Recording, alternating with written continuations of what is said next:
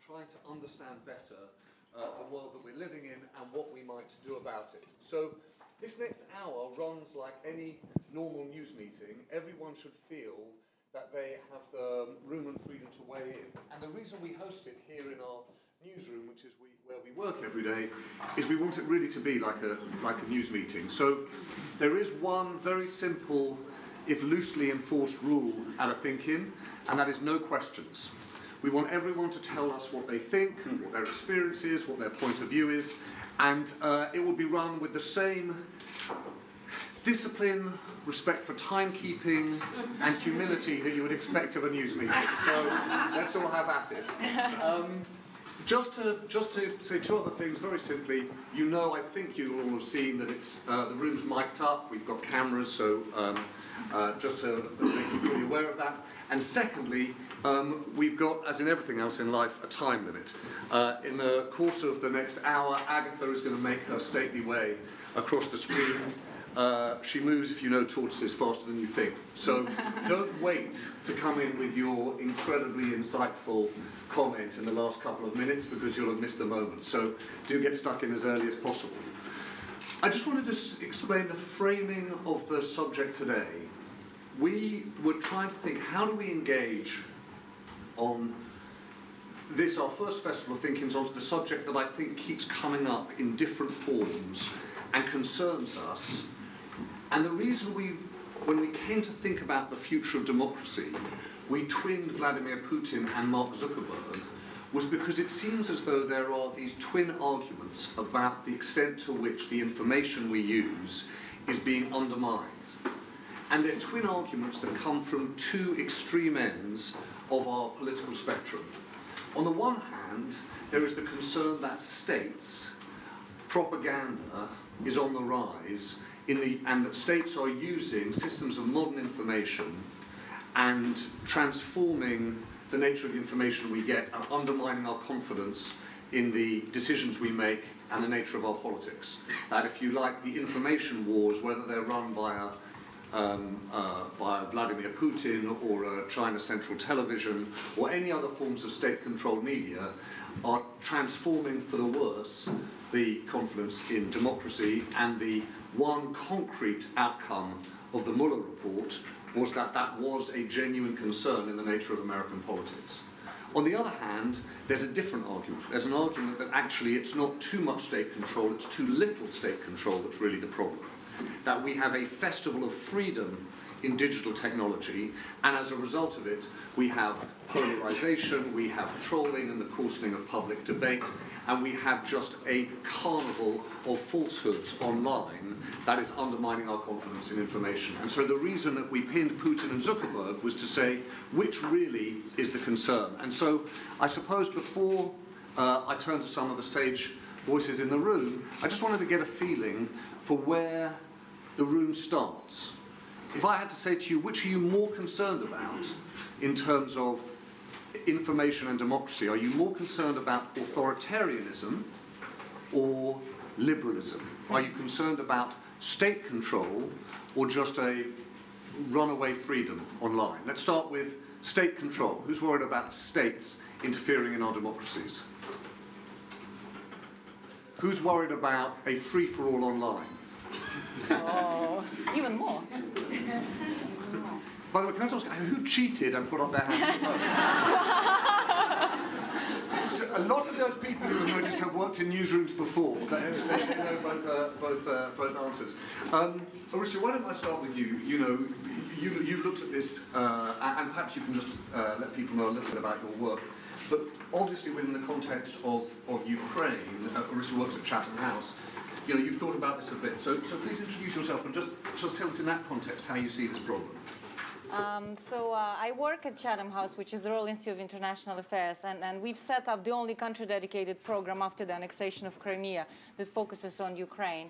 And we thought it's very important, Ukraine case, not just for the post-Soviet region, but for what's happening wider in this battle between authoritarianism and liberal order. Because while if you watch what's happening in Ukraine, which is the frontline state in this case, it will inform a lot about possible future actions of malign states in your domain, and also about possible countermeasures. So first I want to say, when we watch what Putin is doing in the region, it's clearly his intention is to undermine the Western model of governance. Because what Ukraine is trying to do in its now reforms and transition is to set up exactly that system of governance, how we run business, government, relations between citizens and the state. Secondly, it's very important to remember that this is an asymmetric conflict, where it's the Putin that is trying to attack and destroy the West. It's not the West that is trying to undermine and destroy Russia. And what Putin does, ironically, is he uses the very essence of what Western liberal order stands on, which is liberty, freedom, lack of censorship, to use those tools against us. I think the very healthy way to react to this is to see where are our vulnerabilities. We are doing this in Ukraine with a project called Resilient Ukraine, where we are looking where Ukraine is vulnerable to Russia's interference and where it can strengthen its capacity. One of it is response to disinformation. And one comment, I don't like when we use the word propaganda. I think what is new right now, propaganda has been used throughout ages, is disinformation. It's basically lies. It's something that we considered indecent in the West until Trump was elected, to use lies to this extent in the West to basically doctor and manipulate public opinion. And Orysia, can you just sort of explain to us a little bit, in the Ukraine context, disinformation, I take a point, the debate in the US around Russian interference in the elections is obviously mooted by the extent to which people think that did or didn't have any impact on the outcome. Within Ukraine, when you look at the Ukraine story, how does disinformation work, and is it having an impact on the nature of what's happening in that country? Absolutely. I think actually in the US it also had an impact because it polarized, it created, it cemented some of the internal trends of internal hate among the groups, and the micro-targeting that was used through Facebook, disincentivizing people to vote for Hillary, and other patterns. I think they did have an influence, not substantial, but influence. In Ukraine, Putin has much freer hand because of the proximity to Russia, because of use of Russian language, and what he does, we have to always look at the narrative. And the narrative here, Ukraine is a failed state, Ukrainians cannot govern themselves, Ukrainian elite is impotent. And since Poroshenko was elected after the Euromaidan, these were the messages that Russian disinformation was spreading from day one of his presidency. These are the, Nazi, incapable people. They are suppressing Russian speaker population. They are corrupt. They will never be able to govern Ukraine for the benefit of its citizens. And everything is bad in Ukraine. It's so bad that you're lucky to be living in Russia. And we should also remember that all these narratives are also targeted for Russian citizens. Because what I said about this competition of two models, Russian disinformation, first of all, is targeted to Russians to keep them rallied around the leader and to every day wake up and watch the news how bad it is to live in the West, how bad it is to live in Ukraine. It's such a, the world is falling apart. Thanks God we live in Russia, and thanks God our leader is Putin. So can I ask, I didn't see Peter at the beginning. So Peter Jukes, many of you will know certainly from his journalism and from the work that Byline does. But Peter, I didn't see where you did you put your hand up with Putin or the Zuckerberg? I was thinking, I did neither, because I have that right sitting on the panel to keep quiet. And I'm thinking about it. I don't mean to be smart about it, but in a way, that framing of that opposition is the problem. It's a libertarian problem, we go, and I think infected our discourse for the last 20 years, that, any kind of regulation is the state.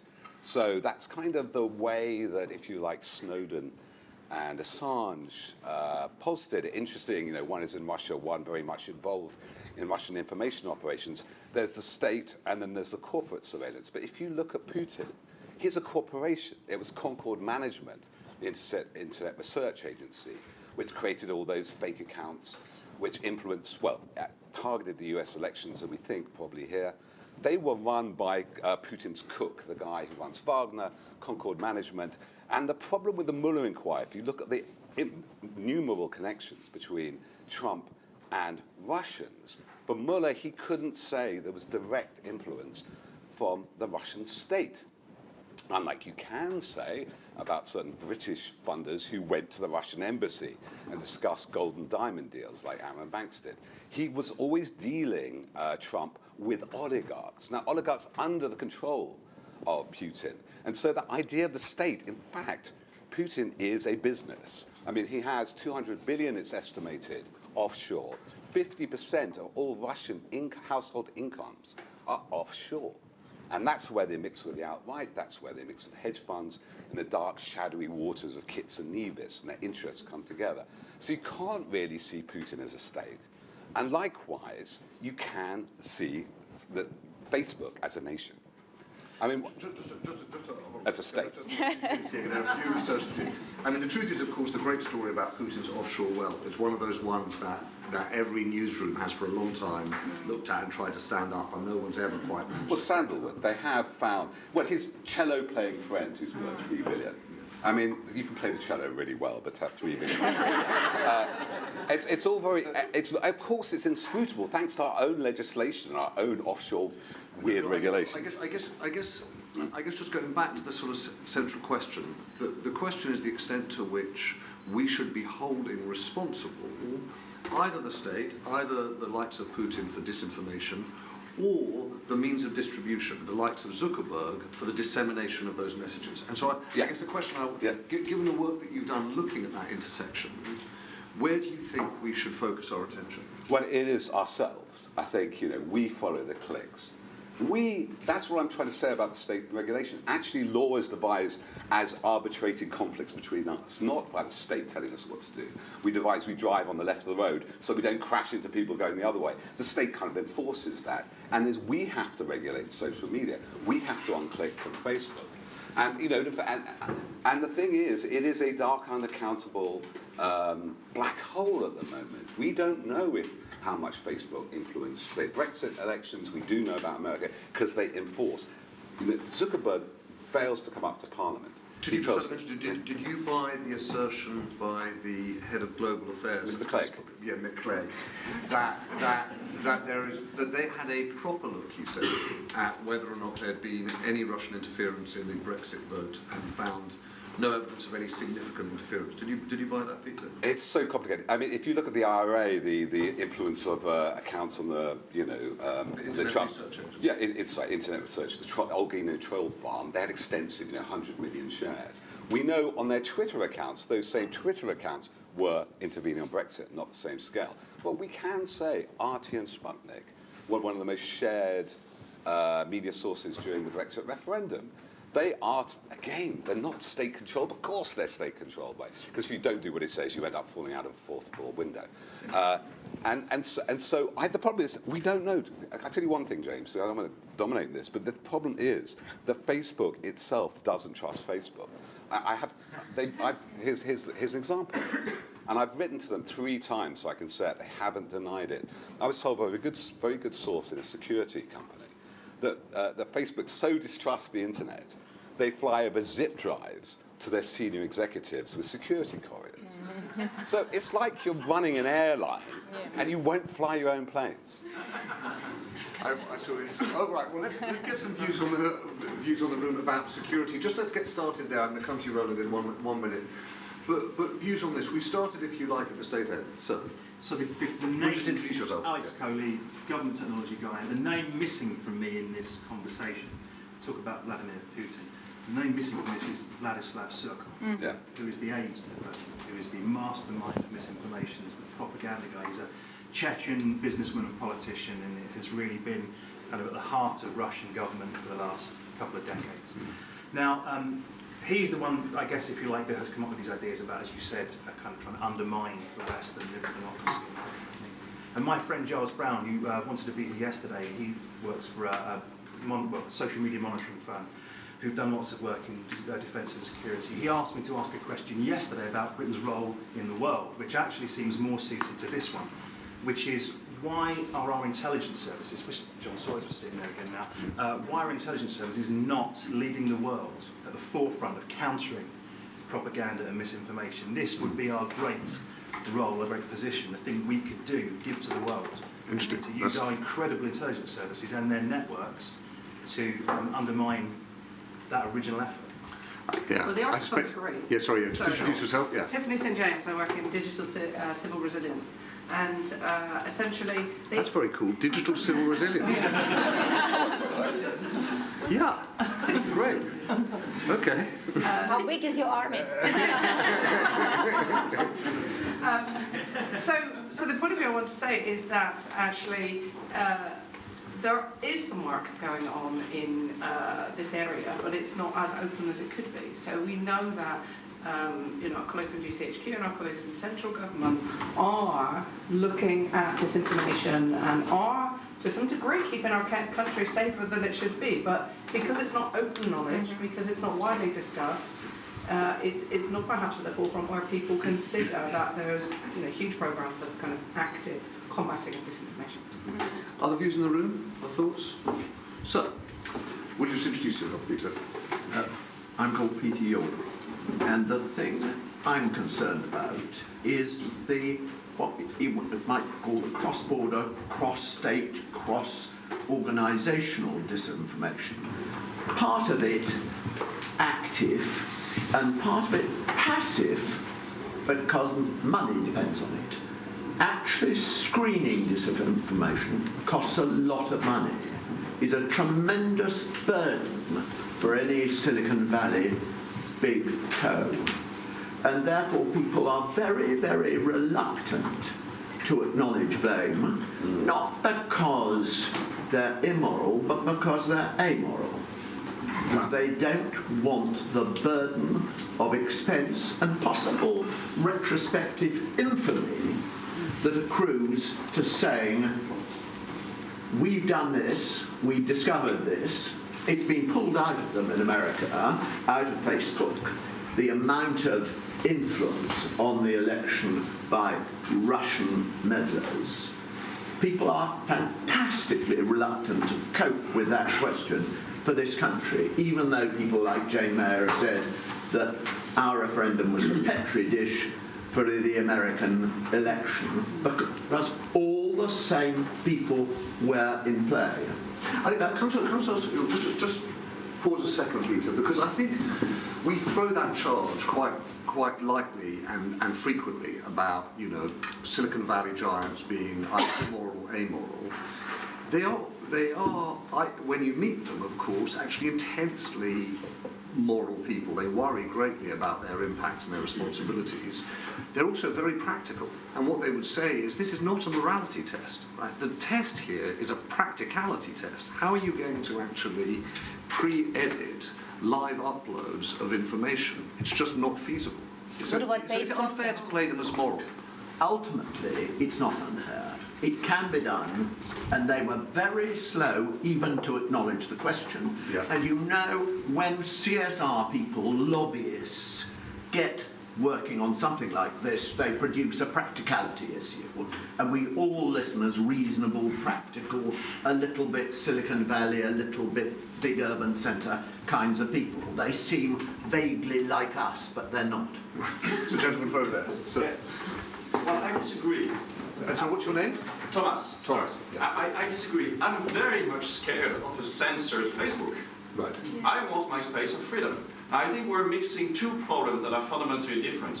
One is censorship on Facebook, and the other thing is hidden paid advertisements. Now, the real crime of Facebook is that when on a newspaper you put advertisement, it's written advertisement. On Facebook, it is not. It is. And that is... It is. Well, but it was not.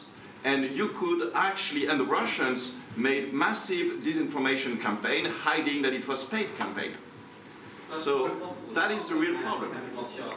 Oh, sorry. Benedict, introduce yourself. Yeah. Sorry, I'm Benedict Evans. I work for a venture capital firm in... Ben, will you just speak up? So I'm Benedict Evans. I work for a venture capital firm in Menlo Park. Just as a point of fact, I mean, part of the challenge and it's kind of James' point here, is you can talk a great deal about what's happened in the abstract, but then when you're actually kind of the engineering product manager for Facebook groups, you have to think, well, what exactly is it that you're asking me to do? Are you asking me to have no advertising? Okay, I can do that, but an awful lot of this content wasn't advertising. Are you asking me to say, well, you're not allowed to have things that are paid for in rubles, which was one suggestion that came out? That's kind of an easy thing to get around. Are you asking me to say you can't share this to more than 5 friends? Or you can post it on your newsfeed, but it won't get promoted? Are you asking me to say, well, I can share this in Facebook Messenger, but I can't put it in the newsfeed, so it won't spread? And so you get, and then what you're also saying is, you want me to come up with a set of rules that I can apply to the behaviour of 2 billion people. And that I need to place that either in software, but the ability of software to actually do this is very limited, or actually I need to give it to 20 or 30,000 people as a set of kind of consistent rules that they can apply. 20,000 people being media moderators. Actual human moderators. And so it's very easy to kind of to look at one thing and say, well, you should have caught that. The problem is you need to have that in a very consistent and repeatable way. And kind of a lot of the hesitation, the sort of 2 strands to the hesitation from how you would implement this. And one of them is, well, what you actually want to do is you want to do it in a way that's scalable and repeatable, so that it can happen for billions of people, and it can happen for billions of posts. And even if you hire 20 or 30 or 40,000 people, you've still got to have something that's scalable and repeatable. And the other is you need to come up with some sort of rules that those people are actually going to apply. And when we talk about, sometimes I hear people talk about this as though, well, there's like a clear agreement in society as to what you should be allowed to say. And I don't think we have that agreement, even in like old legacy media formats like newspapers.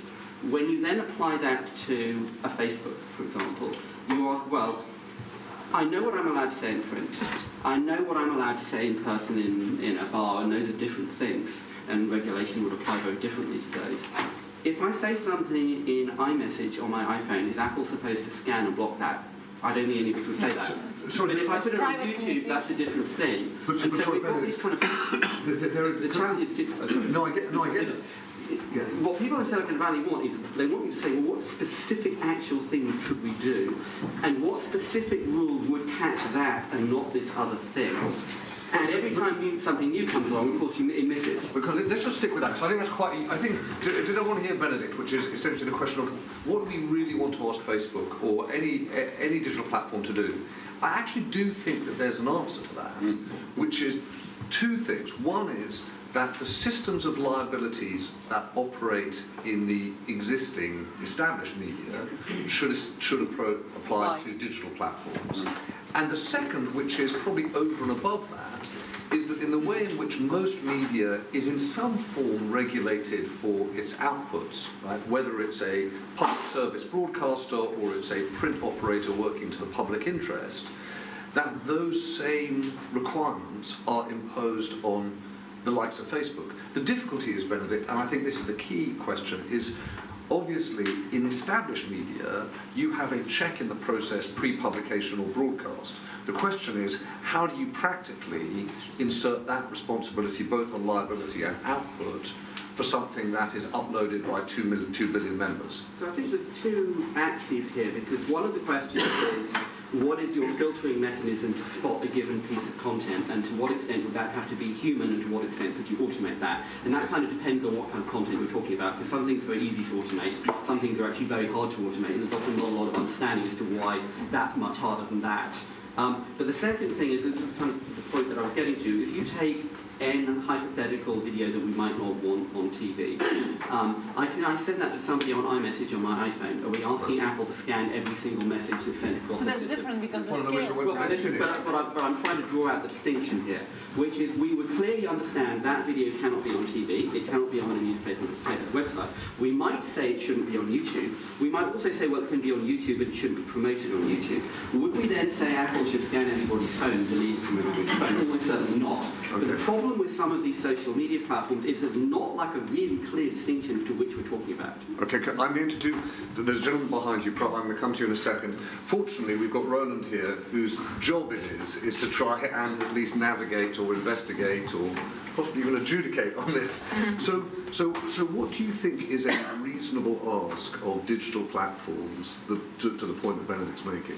Oh, wow, that really is. Sorry, this is Rowland Manthorpe, who covers technology for Sky, and if you ask anyone, they'll say that he's the best in tech in the country. Yeah. Thanks. Yeah. I never have asked anyone because I've asked a lot of people. I knew I wouldn't get that answer. Oh, well, no, that really, really, really is a difficult question that goes to the heart of why it's so difficult to regulate.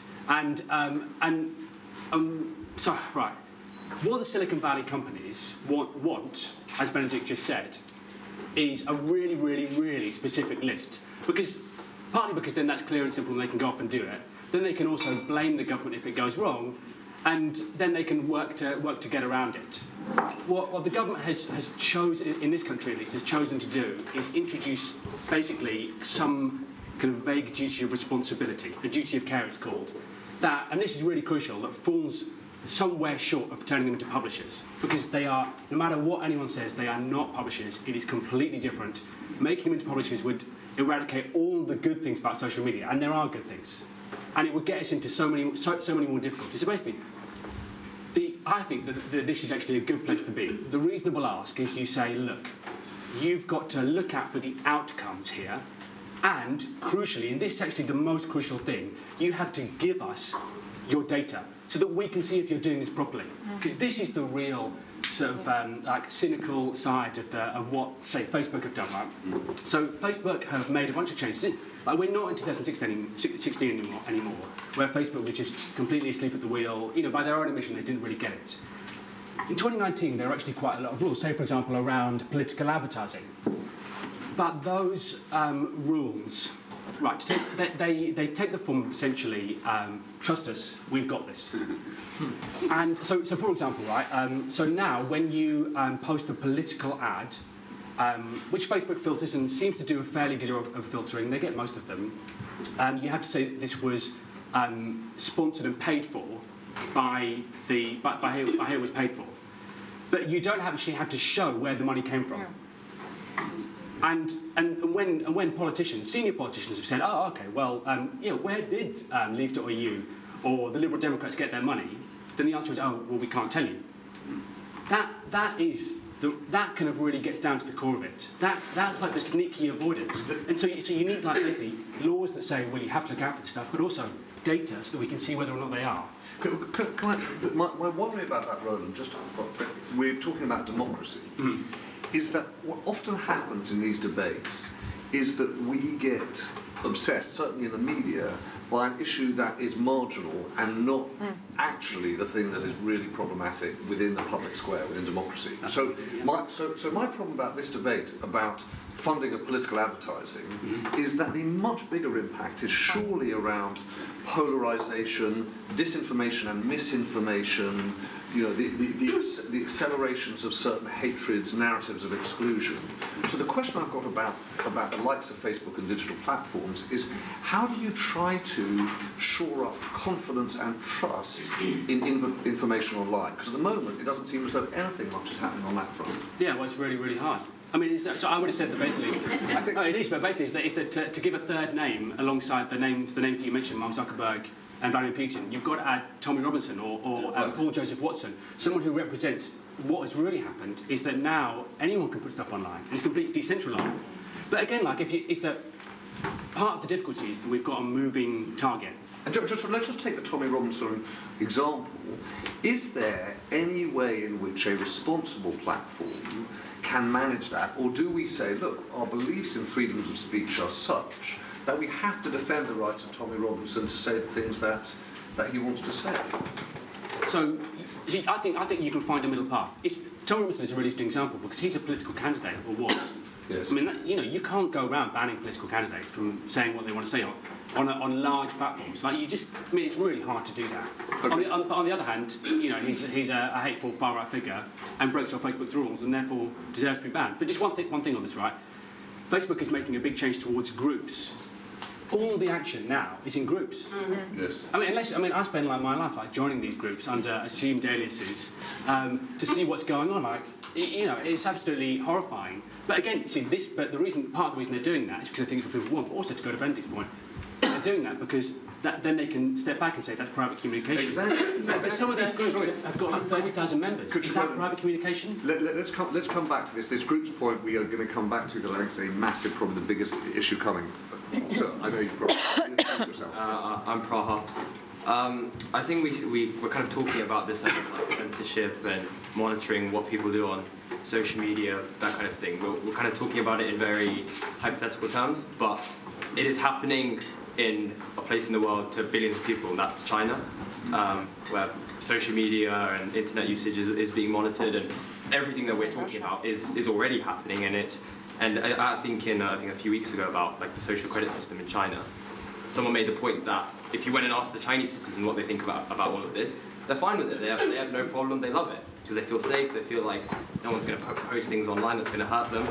But I think it's because here in the West we kind of know different. We know what it's like to have a free press, the ability to post whatever we want online. And so the idea of censorship online is so alienating. It's so horrifying. That's why we're so sort of shocked by it. But there's a place in the world where almost a seventh of the world's population are just, this is daily life for them, and it happens. That's right. Not only China.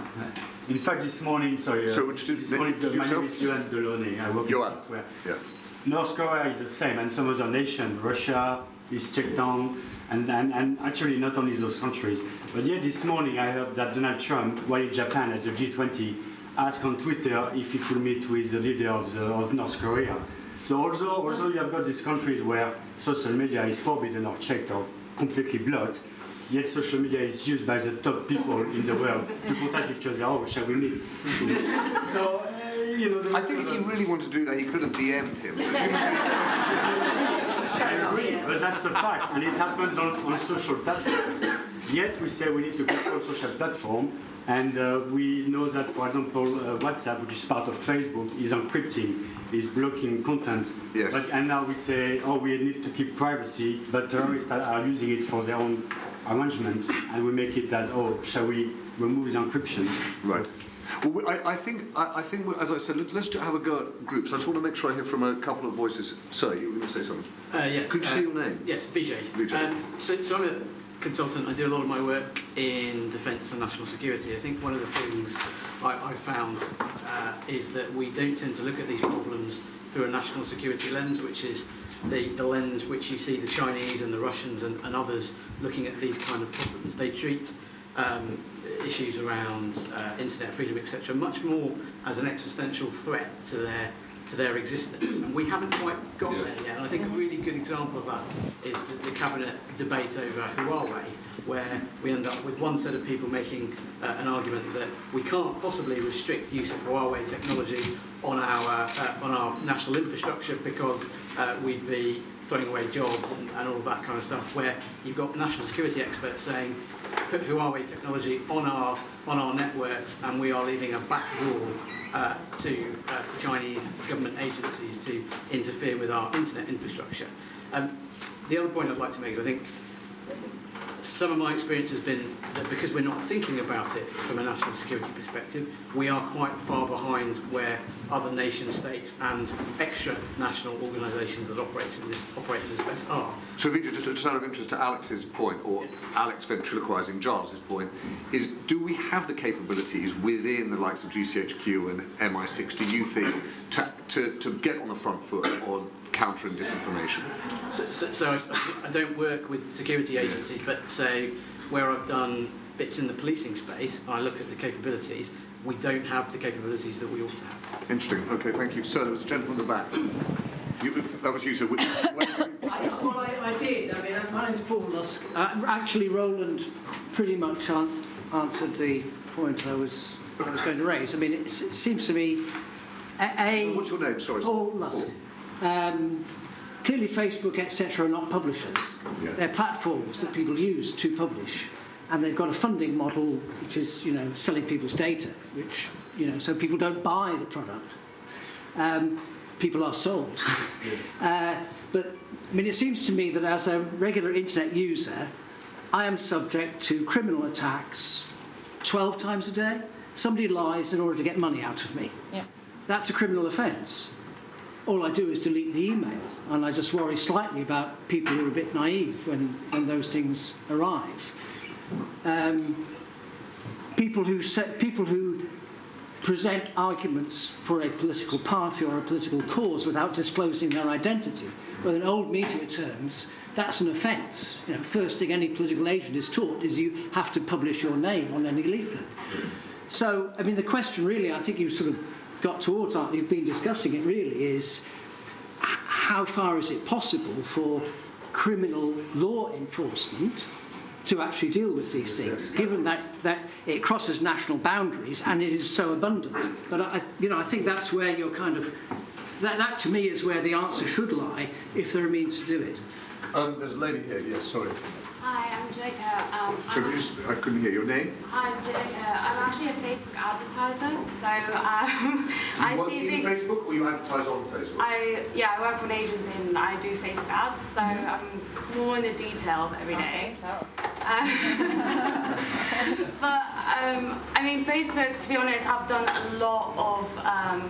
They've tightened the rules on advertising quite a lot in the last year, where we really struggled to get most of our ads out. Companies that used to be fine to advertise on Facebook, we're getting disapproved all the time. And it's an endless battle. Who disapproves? So Facebook itself. So, And who is that, Facebook?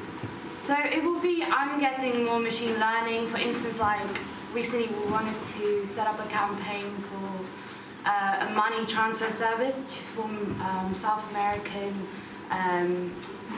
in London, and Facebook picked up that we're trying to target a minority and an ethnic group in London, and disapproved. The whole campaign got disapproved, and it's an endless battle, really, to get this overturned, and barely ever do you actually get an ad approved when it's been disapproved. So it's like. And is there, just out of interest, is there a process? What do you get from Facebook? Do you get a "I'm terribly sorry" letter, or do you? No, so you go through the support system and you can appeal it, and then it gets reviewed. And I believe it'll be more human input there. But it does feel like you're fighting the giant. There's just no way that you as an advertiser can really fight them, or but. Just out of interest, sorry. So is it Janica? Did you say? Janica, sorry. So do you have sympathy with Thomas's point that actually we're going to move to a system of censorship on Facebook that feels a little arbitrary? Yes, but I think there needs to be some censorship.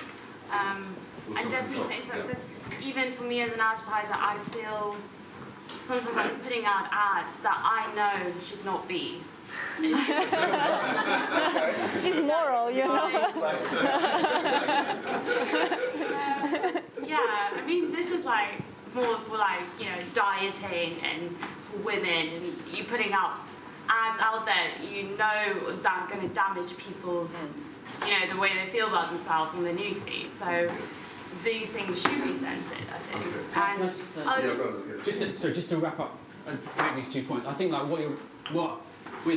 Paul, what you were saying is that refers to the fact that often there actually are rules in place, there are laws that do cover some of the abuse we see online. The problem is enforcement. And what's really happened is that basically we've outsourced enforcement to Facebook. And that is a really uncomfortable place to be in, isn't it? Because because you're appealing. I've tried to appeal against quite these big tech companies for various things. It's basically impossible, isn't it? Yes. And at the end of the day, it almost feels sometimes random. And so, but it's really weird to have enforcement, which is actually where the rubber hits the road, outsourced to these big companies. But that is kind of the situation that should be a regulator creating. Can I just go back, Jack, to just one other thing? Peter raised the point that the extent to which, on the political issue, Facebook in particular was dragged to, if you like, Capitol Hill, but dragged to answer the public in their concerns. Rose made the point about data, right, and the really key issue around data. From the people I know who work with Facebook, what they often say is they talk about data but don't actually deliver it. From where you sit, do you actually get access to the data that you need to make healthy and responsible decisions? Do you feel as though you've got good access to the Facebook data? Yeah, but it's very, I believe data, the numbers they give you is always inflated. So it's very hard for our clients to actually make real life decisions on the data they provide you. and it's almost like it takes a different world on. Like it's not connected to what someone actually sees the effect of the advertisement. Okay, thank you very much. There's a lady here and there's a gentleman here. Yes, ma'am. Emma Buchanan. Sorry? Emma Buchanan. Hello.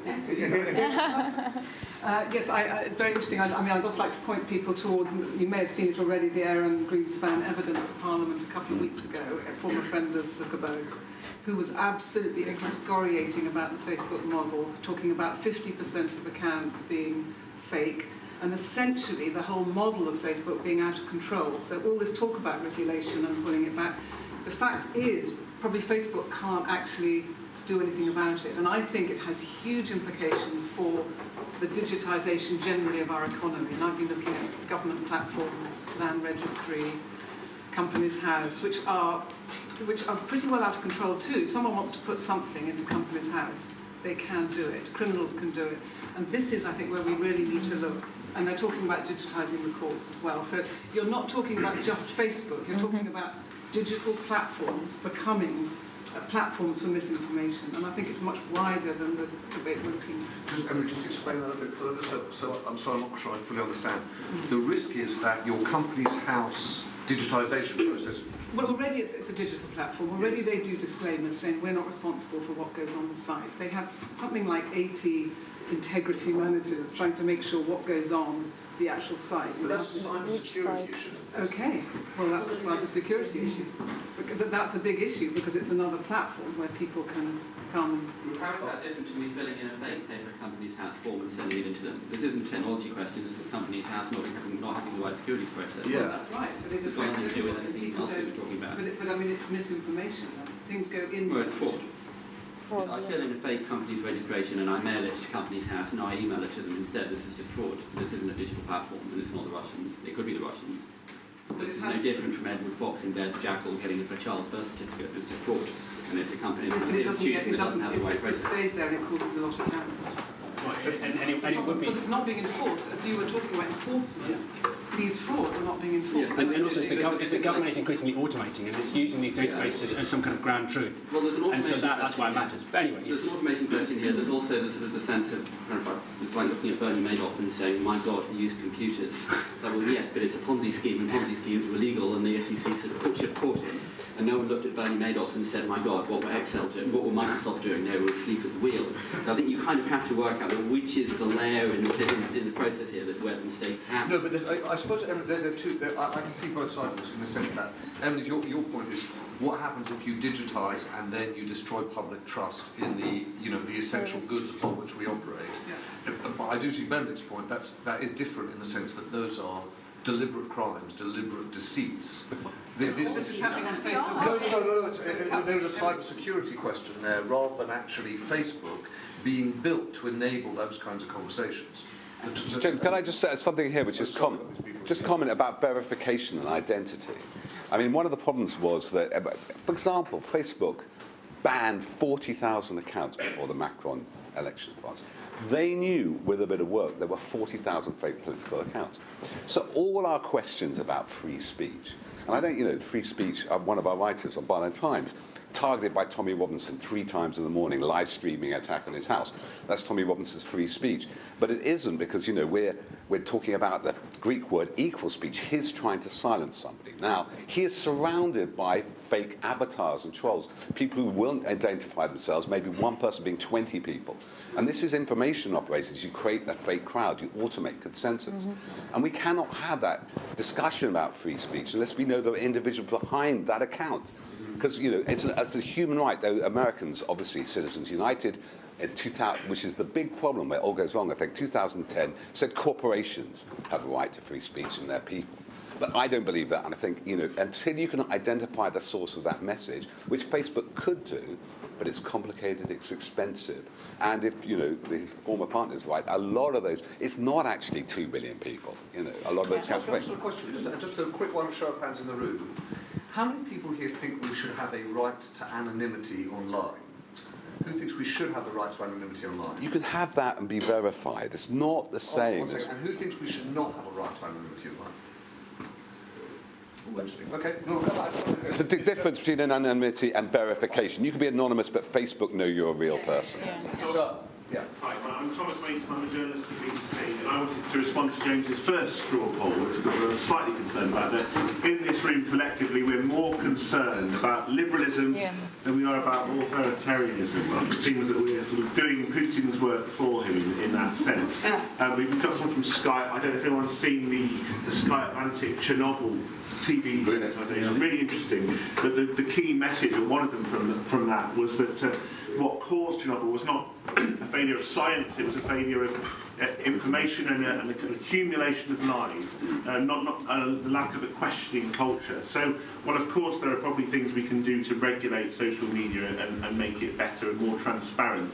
I'd rather be in the position where we have to worry about that than not to have a free information culture in the first place. And I think, maybe we'll see another Chernobyl in this information restricted world, not necessarily a nuclear explosion, but a collective failure of what happens when there's not a questioning culture. Very good. There's a gentleman at the back, and then a gentleman here, and I keep commenting on it. I will do. Sorry, can you speak up, sir?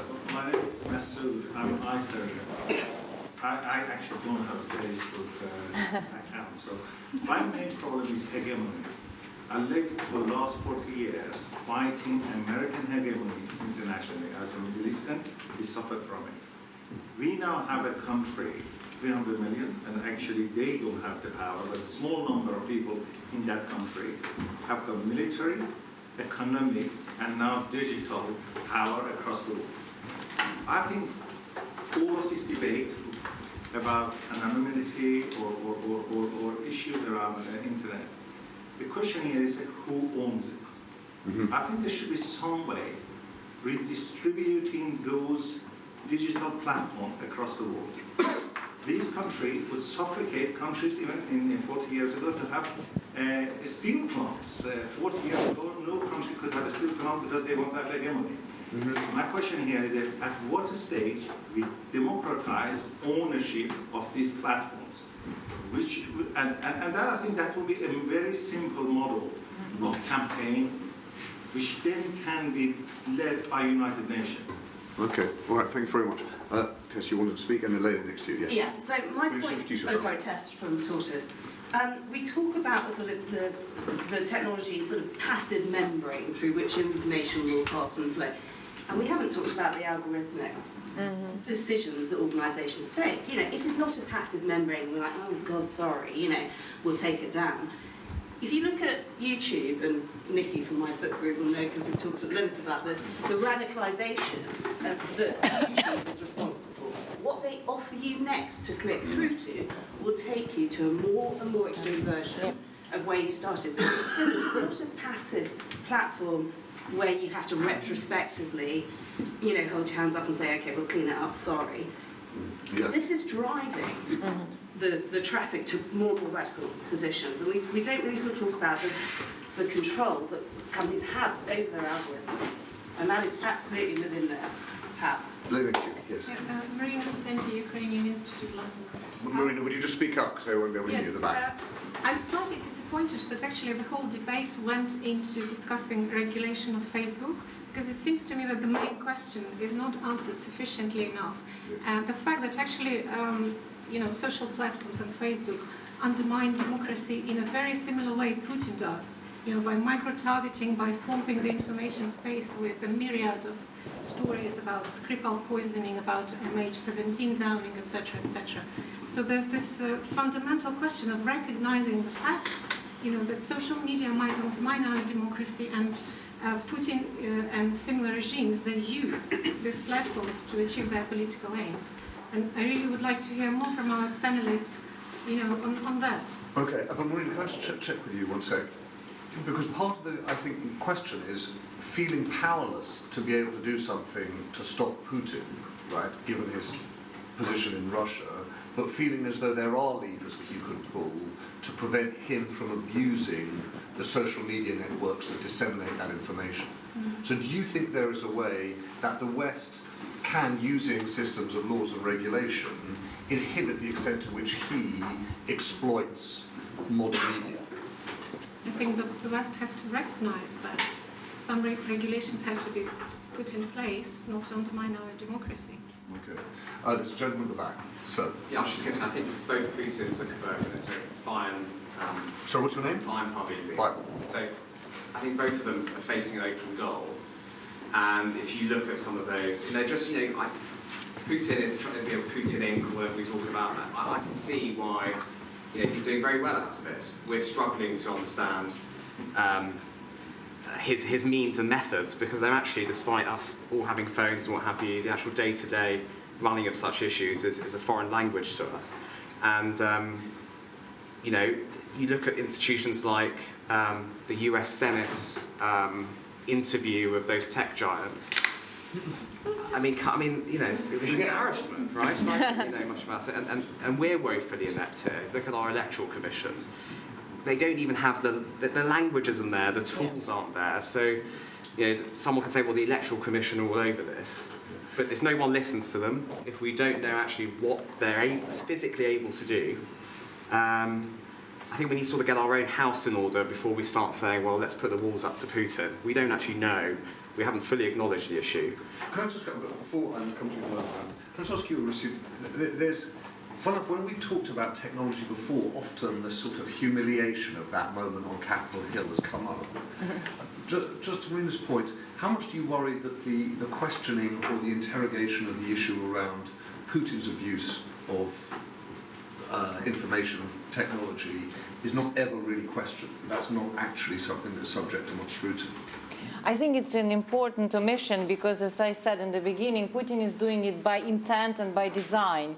He is, working as an ex-spy in this active measures mindset. So he's looking at his goal, target, and what are the tools available, and uses, as you made the point about proxies, right? He's all working through the proxies in his oligarchs, private companies, the service companies who deliver to him what he wants for big money. It's a global kleptocracy. He created the system of global kleptocracy, and I think it merits a special attention. We cannot just say it's like any other misconduct on social media. But I would like to add something here, which is we will not, regulation of social media will not be a silver bullet. Like everywhere, there are consumers. And this is something I again bring back to Ukraine, where there's quite active building of cognitive resilience. And you said we have the power also as consumers, but we have to be taught at schools, already at the high school, about how do we engage with information.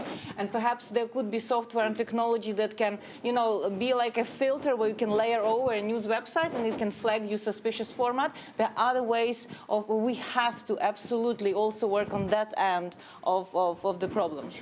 Madam, I shall come to you.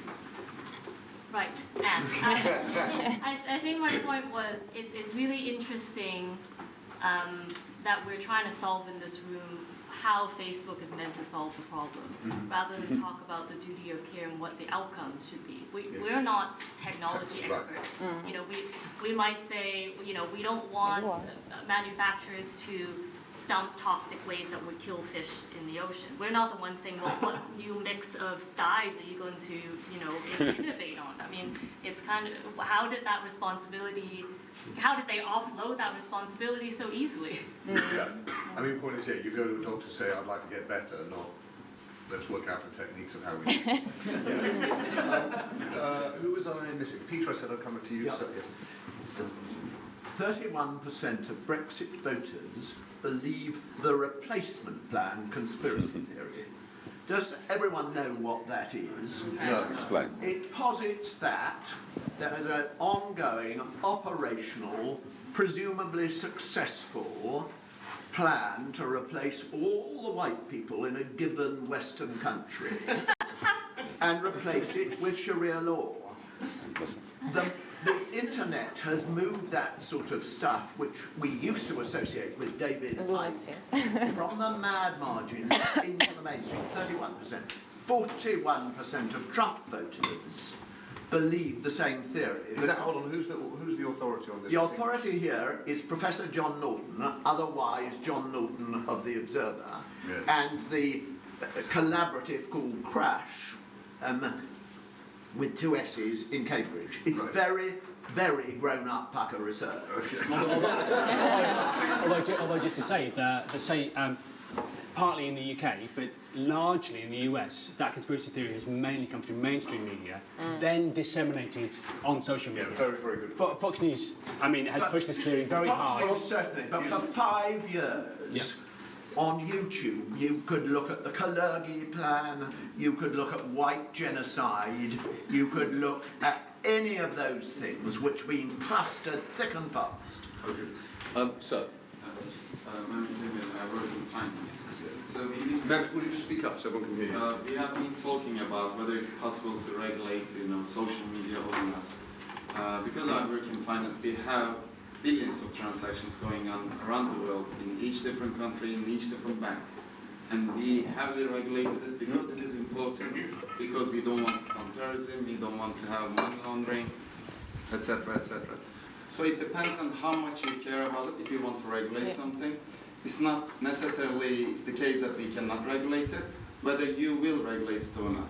Especially when it comes to Facebook, it's easily targeting the customers, depending on what kind of advertisement you want to put in. Then you can easily, find those parameters, find those patterns which are being used by Putin or Trump or whatever country it is. It could be local, your own government trying to manipulate you, or it could be someone else trying to manipulate you. It is easy to catch it. It is easy to regulate it if you care enough. Yeah, okay, thank you very much, Mummy, that's good. Can I said that we'd come back, Rowland and Johan, you mentioned the same point, to this question about groups, and I just think it would be really helpful, because I'm sort of in Masood's camp, I don't really use it and don't really understand it. But this shift from an open platform on Facebook to one in which increasingly people are communicating, whether it's on a messenger or a WhatsApp or increasingly private groups, I'd just like to get a sense, from you, Rowland, possibly from you too, Benedict, just why is Facebook doing that, and what's the impact on what we can see in public about the nature of these debates? So Facebook has made a big, in the last year, I think, Mark Zuckerberg's been talking about a big pivot towards groups, and there are 2 reasons normally cited. One is that it turns out that people like closed communications, and WhatsApp's often cited as the inspiration here, and actually that we don't really like, and we assume that Facebook is great because they have the data, but we don't really like these broadcast channels and so it's in the same way, and the engagement is higher on groups, so that's why Facebook likes it. And then also is that there is this strong suspicion that by putting things in private channels, it removes a lot of the questions that Facebook is constantly faced with, which it isn't like about regulating speech on social media. So what this looks like in practice is that a lot of these groups are closed, so you have to basically kind of ask for membership to them.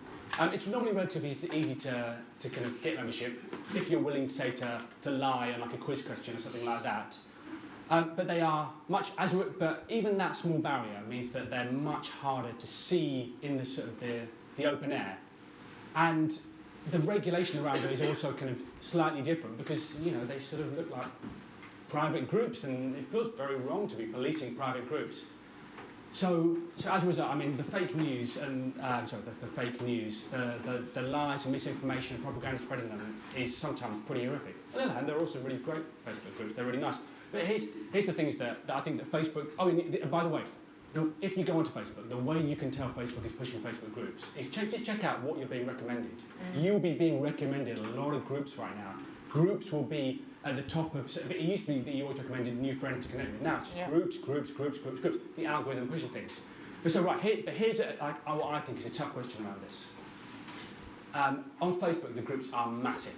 Sometimes, I mean, they're so gigantic they have no connection to any meaning of the word private. I mean, we're talking, thousands of people. On WhatsApp, the maximum is 256. That means that it's much harder to spread information. On Snapchat, the maximum of the group is, I think it's 30, which is meant to mimic the number of children in a school class.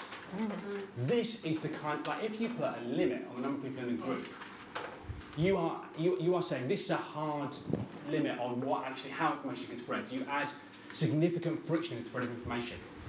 On one hand, that would be kind of annoying because you couldn't tell everyone about your football game or your yoga class or whatever it is. On the other hand, it would stop the spread of misinformation. And for me, these are the sort of hard questions I want us to really to look at and think about. But at the moment, I mean, of course, like no one cares, and it's just all going on in like a horrible way, and everyone's ignoring it. So, you know, fine.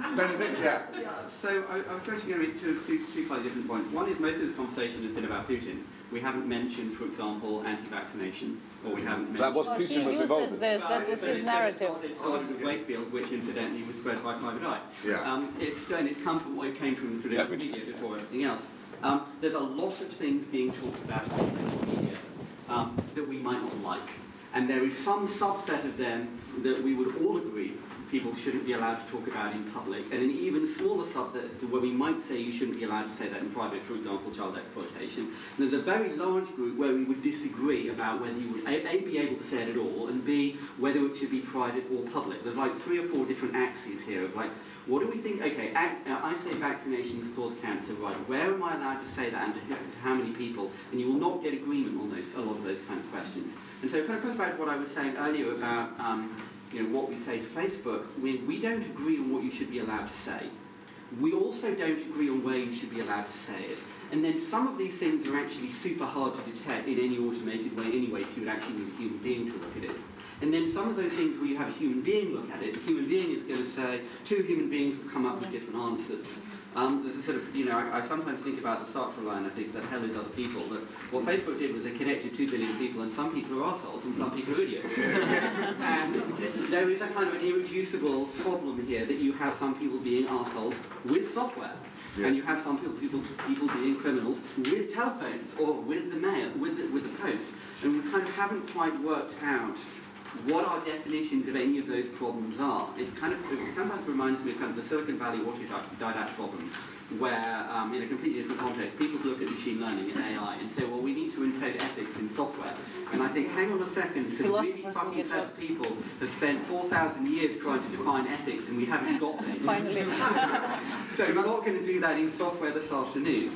And I think it's kind of a lot of the kind of conversations that I've sort of heard, comments that I've heard, are sort of along the lines of, well, Facebook could do that, or if they spent more money, they could do that. And that's certainly true for some of these things, but there are kind of other areas where we really don't have a consensus on like sort of 4 or 5 different axes of what we think about that.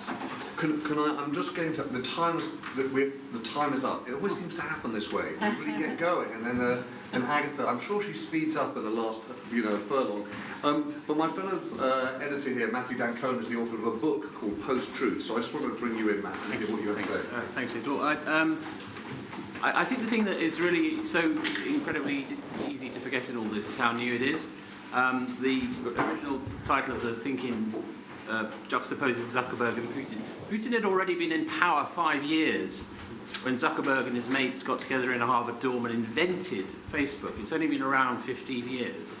It's an incredible reflection, really, that this problem has come upon us so quickly. And I think the sheer pace of it is part of the explanation that we are reeling mentally. And I think that explains, in turn, some of the problems we experience in answering. I think Rowland's point that Facebook is not a publisher is absolutely spot on. It's not that, nor is it a traditional broadcaster, nor is it an electronic version of the Gutenberg press where there's some easy mechanism of prior restraint.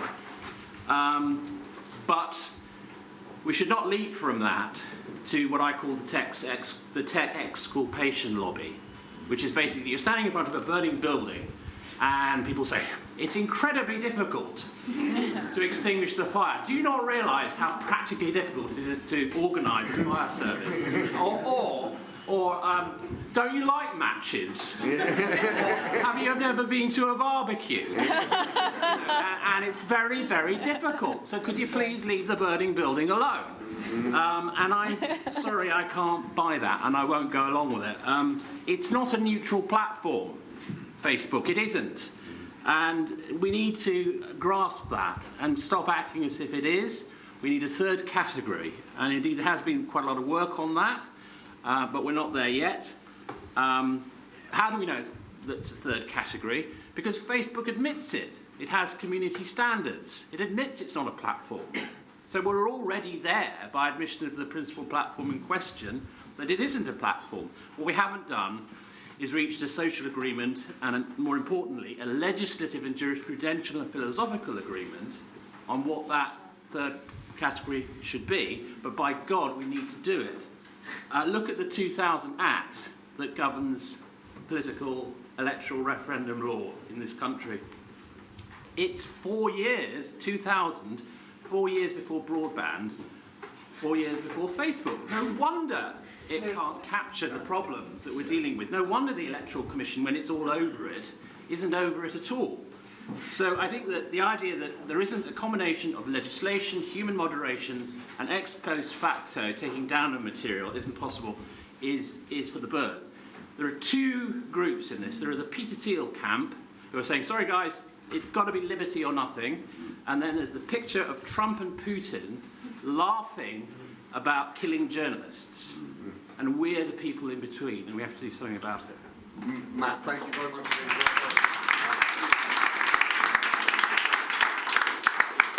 Orysia, I'm going to give you the last word, because I fear that the one subject that we always neglect is actually the very sharp end of this. Tell us, is there a reason that we should, in the, if you like, as you said, the sort of petri dish of this in Ukraine, feel any optimism for what's happening now? I think we should, actually, because there's a lot of response. It comes from often margins as well, non-state actors, citizens who are not satisfied with the way things work. A lot of innovation comes actually not from state agencies, it comes from civil society and actually private sector. We should look at those who are defecting from social media to help us fight social media. That's my optimism. Okay, that's a very good point. All right, ladies and gentlemen, thank you very much for your time. We have, not for the first time, run a little bit over. We are, to Matt's point, lovers of barbecues and certainly lunch, so I'm sorry for keeping you from it. As you'll know if you come to a ThinkIn, the job of the editor at the end is as succinctly as possible to try and draw it together. And actually, I think the thing that's been really useful here is that we started off, as is often the case, with probably the wrong question. And I thought Thomas made the point rather effectively to say, look, no one here wants us to move to a world that abandons trusted and valuable information, and that freedom of speech is such an essential prerequisite of that. So we come away, I think, with actually a different structure for thinking about things. The first is, I think, the point that Orysia made, which is don't obsess about propaganda, focus on disinformation. And I think that disinformation then forces you to think in, I suppose, three really obvious ways. One is deliberate disinformation. So it's the things that are deliberately wrong, and I thought Emily pointed us to something about the extent to which disinformation could move into, if you like, the public goods on in the digital space. Then we touched in different ways on policing of disinformation. So Paul made that point, I guess, you know, Alex and Tiffany, you did too, and Vijay as well. How are we going to use the technologies available to the state to police disinformation? And then I thought that, you know, Peter's rather, you know, ironic point about the idea that even technology companies are so concerned about the extent to which their systems are hackable should give us all pause for thought. But I suppose the real meat of it came around two questions. One was fundamentally about the extent to which these organisations, and we didn't talk just about Facebook, but focused on it, are open to the requirements that we need in order to have trust in them. And that openness, I thought, started with the extent to which they seem to have more information at their disposal than they let on. So Peter made the point about 40,000 you know, Facebook pages in Macron's France, and we've seen it time and again. I thought Tess's point about the algorithm, about the extent to which the fact, you know, these things are not neutral, it was a point that Matt made too, is really important. And it keys into the thing that Mehmet was saying, which is even if you have huge volumes of information, you can regulate it. It's true for the financial system, it should be true here. And I suppose, Masood, if I had a mechanism or a means of thinking about democratization of these technologies, I don't see a future in which the US says, you're right, let's just share it. I do see a future in which people talk about democratization of data and talking about what they own personally, and therefore the spread of ownership in that sense. I thought, by the way, Jacqueline, your points about trust, right, were really, really important in this openness question. And the fact that you get the data from Facebook but you think it's inflated should give us all a pause for thought. But the final question is the one that's the most difficult, which is the one that Anne really posed, which is why are we asking Facebook, right? Or why do we feel we're being asked how to fix Facebook's problem? Our point should be, how do we set the public policy question and then leave Facebook to set it? And curiously, for all the disagreement in the room, it was, I think, the point that Benedict was making too, which is if you can set the question for Facebook, then there's a realistic expectation of them answering it. And I suppose on that, there is the liability question, which is how do you get around Rowland's problem that they are not a publisher and yet they do have social impact, so there needs to be an answering of the liability question. There is an outcomes question, which is the really biggest one, which is not what happens when people are lying, what happens when people are spreading the kinds of information that are, that are polarising, coarsening, undermining public debate. And I do appreciate the fact that some of these things are really difficult, but it's not the first time we started to ask ourselves them. When the radio came along, when television came along, when the printing press came along, we did ask ourselves the question. It seems to me as though that's the urgent question now. And then finally, I think that it's all very well to talk about, clamp down on disinformation, make sure there's an openness so we can see through the way in which these organisations are working, and look to outcomes. But, to go back to Jakenda's point, I think this issue of accountability is absolutely key, and the reason that I wanted Rowland to help us think through groups is it seems to me as though we are missing a big trick here. The world is moving into more privacy, into less accountability, just at the time that we're hoping and expecting it will do the reverse. So I hope that gives a decent, if not summary, at least a navigation through the conversation we had over the last hour. We've got food, we've got drinks, we've also got a session in about 15 minutes on what we're for as a newsroom. So get something to eat. If you want to come back and join us, do. If not, just stay and meet with me. Thank you.